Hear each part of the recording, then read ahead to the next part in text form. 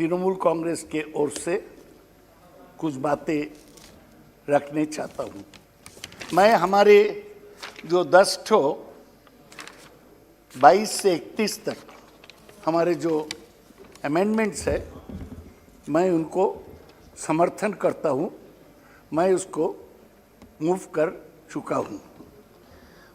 मैं बोलने के पहले डॉक्टर फारूक अब्दुल्ला साहब और हमारे नौजवान दोस्त अखिलेश यादव जी जो भाषण दिया उनको समर्थन करता हूं। और डॉक्टर फारूक अब्दुल्ला का भाषण तो मुझे रुला दिया, मैं उनको नमस्कार करता हूं। मेरे पास बैठी हुई है हरसिमरत कौर बादल, जिनको हिम्मत था ये मंत्रिमंडल से इस्तीफा देने के लिए ये कृषि आइन के ऊपर, मैं उनको बधाई देता हूँ। मैं बधाई देता हूँ हमारे दोस्त हनुमान बेनीवाल को, जो ये एनडीए को छोड़ दिया ये किसान को मुद्दे पर। आजकल एक बहुमत बन रहा है देश में, जो लोग नरेंद्र मोदी और उनको गलत कानून उसके खिलाफ है, वो आस्ते आस्ते एक साथ आएंगे, ये मेरा आशा है। सर, मैडम, आप पूछ सकते हैं कि क्यों आप ये राष्ट्रपति का भाषण को विरोध करते हैं। ऐसी बात नहीं है कि मेरे साथ मोदी जी का या अमित शाह का कोई झगड़ा है। ये नीति का सवाल है, ये उसूलों का सवाल है। और मैं इस सरकार का खिलाफ हूँ क्योंकि ये जो किया है वो हमारे समाज को विभाजन करते हैं। ये जो रास्ता पे चलते हैं वो हमारे हिंदुस्तान में जो कौमी एकता उसको खराब करता है।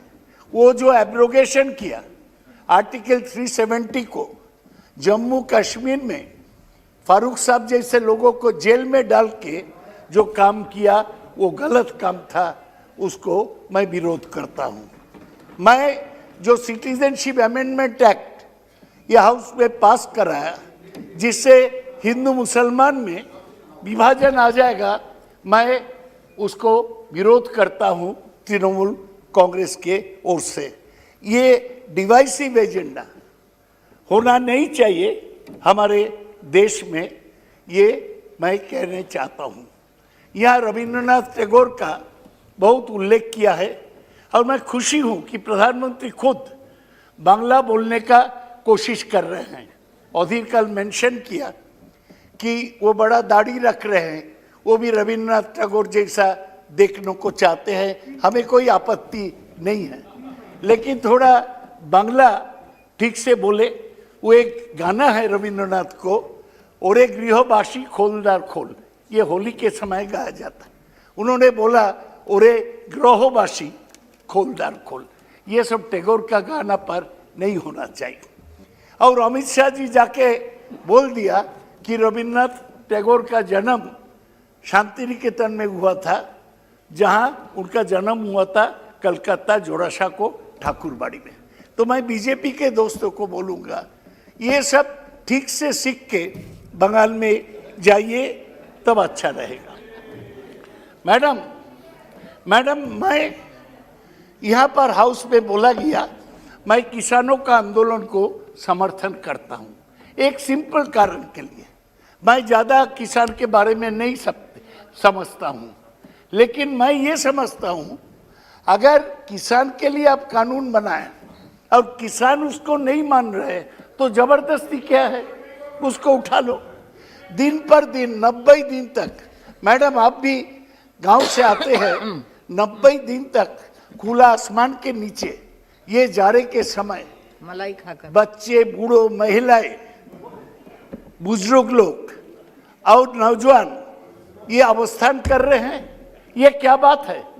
ये प्रधानमंत्री का ईगो का सवाल है क्या? ये मैं समझने चाहता हूँ।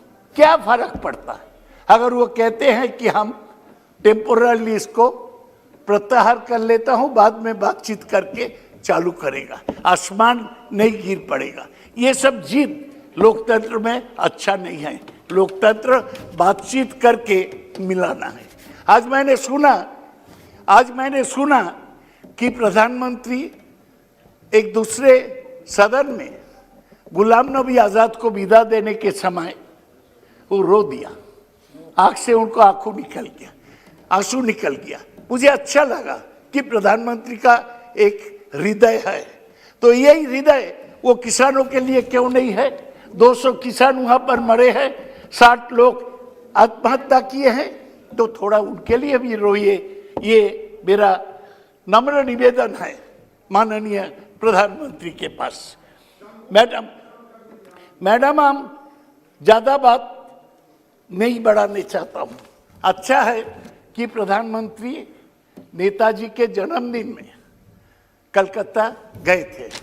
दुखद बात यह है कि वो सभा में जब बोल रही थी ममता बनर्जी, कुछ लोग जय श्री राम नारा उठाया। ममता जी नहीं बोली। मुझे ये कहना है ये नारा गलत है। नारा श्री रामचंद्र को भी अपमान है, नेताजी को भी अपमान है। और आप ये कर रहे हैं। बहुत अच्छा बात एक आदमी कल बोला, वो बोला कि ये लोग नेताजी को नाम बोलते हैं। Statement from the Joint Front of Unions said it is the BJP and its predecessors that never did any andolan against Britishers, and they were always against the andolan.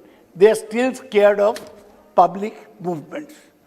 प्रधानमंत्री बोल दिया कल कि ये आंदोलन जीवी है। ये आंदोलन को छोटा करना प्रधानमंत्री को शोभा नहीं देता।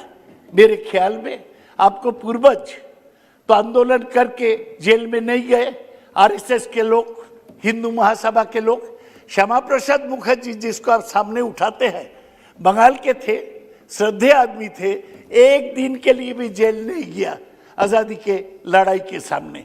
जो जवाहरलाल नेहरू को ये लोग चर्चा करते हैं वो 9 साल जेल में थे। फर्क होता है। देश का नेता ऐसे नहीं बनते हैं। और बीजेपी का वो पृष्ठभूमि नहीं है जिसको लेके वो ये लड़ाई कर सके। मैडम, मैं आपसे बोलना चाहता हूँ, 200 लोग पंजाब में किसान आंदोलन में, ये दिल्ली में किसान आंदोलन में मर गए और प्रधानमंत्री बोलते हैं ये आंदोलन जीवी। ये आंदोलन जीवी कहाँ है? ये आंदोलन मृत है, मर गया लोग आंदोलन के कारण। इनके लिए थोड़ा भी आंसू बहाइए। प्रधानमंत्री के पास हमारा ये अपील है। प्रधानमंत्री हमारी छोटी बहन हाउस के सदस्य, वो भूतपूर्व फिल्म एक्टर है और भूतपूर्व हमारे पार्टी के भी सदस्य थी।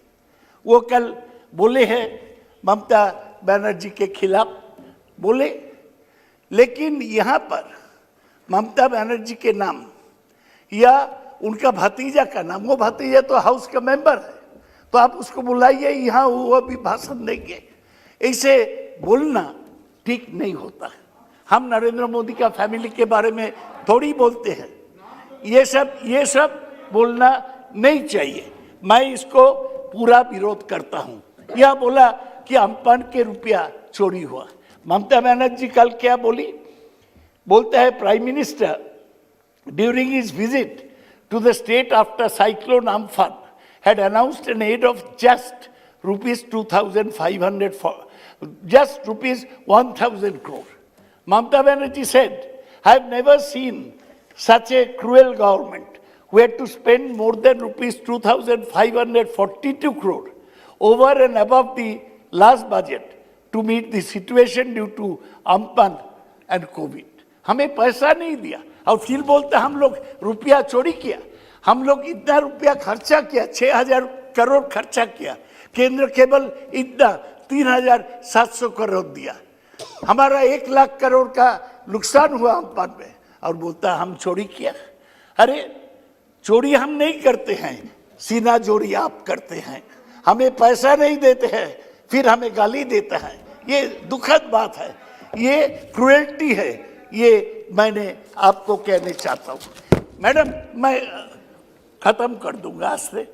देखिए, ये प्रेसिडेंट का स्पीच तो 91 पॉइंट्स है और एक ही रिपीटेटिव वो बोलता है प्रधानमंत्री ग्राम सड़क योजना, फसल बीमा योजना, जल जीवन, ये पोषण अभियान, नेशनल एजुकेशन पॉलिसी, राष्ट्रीय ग्रामीण आजीविका मिशन, ब्ला ब्ला ब्ला।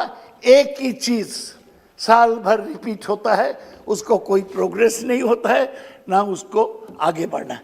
हम एक तो जरूरी बात करते हैं, इतना काम अगर केंद्रीय सरकार करते हैं तो इतने मंत्री को कहाँ मौका मिलता है पश्चिम बंगाल जाने में। मैं मैडम कलकत्ता से आ रहा था, मैं देखा बीजेपी के बड़े बड़े पहलवान सब मंत्री पश्चिम बंगाल में गया। किसको देखा? हम मिला एयरपोर्ट में, वहाँ पर था गजेंद्र सिंह शेखावत। उनको जल जीवन मिशन है, पश्चिम बंगाल के गांव में घूमते हैं। और ये है मनसुख लाल मांडविया, वो पोर्ट का मिनिस्टर है, मालदा में गए हैं और उधर ही काम कर रहे हैं। वहाँ पर पोर्ट वगैरह कुछ नहीं है। धर्मेंद्र प्रधान से लेके ये सब लोग पश्चिम बंगाल में पॉलिटिकल टूरिज्म कर रहे हैं। तो ये घूमने को जाता है तो ना बांग्ला समझते। मैडम आप मेरी बात सुनो, हो गया नहीं तो पॉइंट वाली बात बोलना चाहिए ना कि क्या कमी रह गई। बांग्ला बोल सकते हैं, क्या करेंगे वो बंगाल जाके ना बोली नहीं मैडम। कम से कम पॉइंट वाली बात तो आप बोलिए, आप बुजुर्ग हैं, बड़े हैं मैडम। ये देखिए, आप बोलिए। मेरे पास पूरा पॉइंट लिखा हुआ है। लिखा हुआ तो वही बोलना चाहिए ना। तो क्या पड़ गए गुंधुन में? अच्छा, अगर मंत्री लोग दिल्ली में काम नहीं करके पश्चिम बंगाल में घूमते हैं, हम नहीं बोलेंगे उसको। पूरा देश उनको काम कुछ मैडम बोलना है तो हम खत्म करते हैं। ये सब करके कुछ होगा नहीं, क्योंकि जब ज्यादा बीजेपी के लोग घूमेंगे तब लोग गुजरात दंगा का याद करेंगे और बोलेंगे पंछी जो उड़ती है गगन बदल गया, हंसते हैं सितारे चमन बदल गया, श्मशान की खामोशी बता रही है लाश वही है, सिर्फ कफन बदल गया। बीजेपी एक ही है, अहमदाबाद दंगा उन्हीं का है। और अंत में मैं कहने चाहता हूं, ये डिवाइसिव पॉलिटिक्स देश में इसको खत्म होना चाहिए। लोगों में बांटना सही नहीं है, एक कम्युनिटी को टारगेट करना सही नहीं है। आप जानते हैं टैगोर क्या बोला था भारत तीर्थों में? एसो है आर्य, एसो अनार्य, हिंदू मुसलमान, एसो एसो आज तुमी इंग्राज, एसो एसो ख्रिस्टान, एसो ब्राह्मण सूचि करी मन, धरो हाथ सबाकार, एसो हे पतित हो अपनीत सब अपमान भार, मार अभिषेके एसो एसो तरा, मंगल गट হয়নি তো ভরা, সবার পরশে পবিত্র করা तीर्थ नीरे, यही भारतेर महामानवेर सागर तीरे। ये भारत को मैं सलाम करता हूँ, नमन करता हूँ। नेहरू और अंत में मैं बोलता हूँ कि आप लोग बहुत दौड़ते हैं बंगाल में, लेकिन बंगाल के लोग एक कविता बोलते हैं, যতই करो फटाफटी नौबन्ने फिर हवाई चोटी। मतलब जितना तुम करो, 99 में वो हवाई चोटी पहनी हुई ममता पहुंचेगी और 10 साल रहेगी। 10 साल बाद आपके साथ पश्चिम बंगाल का चर्चा करेंगे। आप वहां जाके आपको आप कंक्लूड कीजिए। ये पॉलिटिकल चलिए, श्री निवास आंसू पसीना मत बहाइए, कोई फायदा नहीं। और आप बाहर से नहीं जाके, ये लड़ाई हो जाएगा बंगाली बनाम बाहरी को, ये बाहरी नहीं रहेगा। गुजरात से बंगाल को आप शासन नहीं कर सकते हैं। हम बंगाल बढ़ जाइए।